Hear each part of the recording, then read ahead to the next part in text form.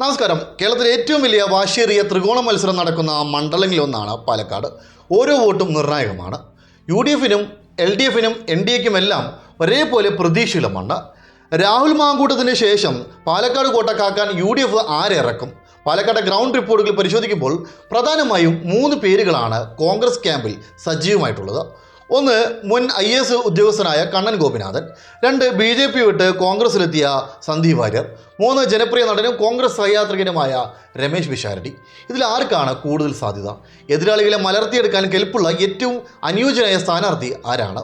പാലക്കാട്ടെ ട്രെൻഡുകൾ എന്താണ് പറയുന്നത്? നമുക്കൊന്ന് പരിശോധിക്കാം.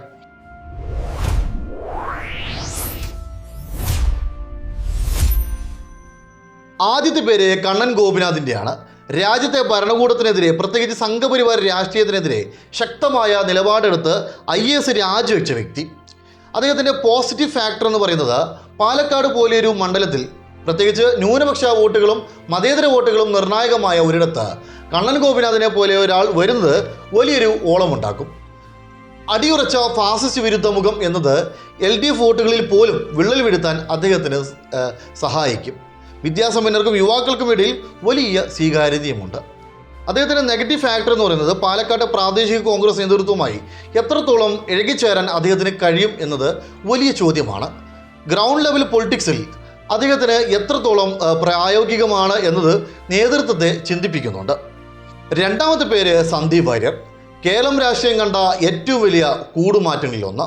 അദ്ദേഹത്തിൻ്റെ പോസിറ്റീവ് ഫാക്ടർ എന്ന് പറയുന്നത് പാലക്കാട് UDFൻ്റെ പ്രധാന എതിരാളി BJP ആണ്. BJPയുടെ തന്ത്രങ്ങളും ദൗർബല്യങ്ങളും സന്ദീപ് വാര്യറിനേക്കാൾ നന്നായി അറിയാവുന്ന മറ്റൊരാളില്ല. BJP വോട്ടുകളിൽ ചെറിയൊരു ശതമാനമെങ്കിലും വിള്ളൽ വീഴ്ത്താൻ അദ്ദേഹത്തിന് കഴിഞ്ഞേക്കാം. മികച്ച പ്രഭാഷകനായ അദ്ദേഹം UDFന് വലിയൊരു പൊളിറ്റിക്കൽ മൈലേജ് നൽകും. അതേപോലെ തന്നെ അദ്ദേഹത്തിൻ്റെ നെഗറ്റീവ് ഫാക്ടർ എന്ന് പറയുന്നത് കോൺഗ്രസിലെ പരമ്പരാഗത വോട്ടർമാർ, പ്രത്യേകിച്ച് ന്യൂനപക്ഷ വിഭാഗങ്ങൾ സന്ദീപിൻ്റെ പഴയകാല BJP മുഖം പെട്ടെന്ന് മറക്കുമോ എന്നത് സംശയമാണ്.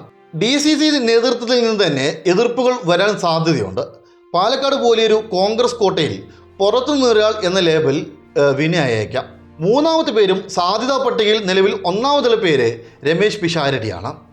അദ്ദേഹത്തിൻ്റെ ഒരു പോസിറ്റീവ് ഫാക്ടർ എന്ന് പറയുന്നത് കേരളത്തിലെ ജനങ്ങൾക്കിടയിലുള്ള വലിയ സ്വീകാര്യത തന്നെയാണ് പിഷാരടിയുടെ ഒരു തുറുപ്പിച്ചിട്ട്. കഴിഞ്ഞ കുറച്ച് വർഷങ്ങളായി കോൺഗ്രസ് വേദികളിൽ സ്ഥിരം സാന്നിധ്യമാണ് അദ്ദേഹം. യുവാക്കൾ, സ്ത്രീകൾ, നിഷ്പക്ഷ വോട്ടർമാർ എന്നിവരെ എളുപ്പത്തിൽ ആകർഷിക്കാൻ പിഷാരടിക്ക് കഴിയും. പാലക്കാട്ടെ കോൺഗ്രസിലെ AI ഗ്രൂപ്പുകൾക്ക് ഒരുപോലെ സ്വീകാര്യനായ വ്യക്തിയാണ് അദ്ദേഹം എന്നത് വലിയൊരു ഘടകമാണ്. പിന്നെ അദ്ദേഹത്തിൻ്റെ ഒരു നെഗറ്റീവ് ഫാക്ടർ എന്ന് പറയുന്നത് ഒരു സീരിയസ് പൊളിറ്റീഷ്യൻ എന്നതിലുപരി ഒരു സെലിബ്രിറ്റി സ്ഥാനാർത്ഥി എന്ന ലേബൽ ചിലപ്പോഴെങ്കിലും വിമർശനങ്ങൾക്ക് കാരണമാകാറുണ്ട്. എന്നാൽ തൻ്റെ സജീവമായ ഇടപെടലിലൂടെ ആ ഇമേജ് മാറ്റിയെടുക്കാൻ അദ്ദേഹത്തിന് കഴിഞ്ഞിട്ടുണ്ട്. ഇനി കാര്യത്തിലേക്ക് വരാം.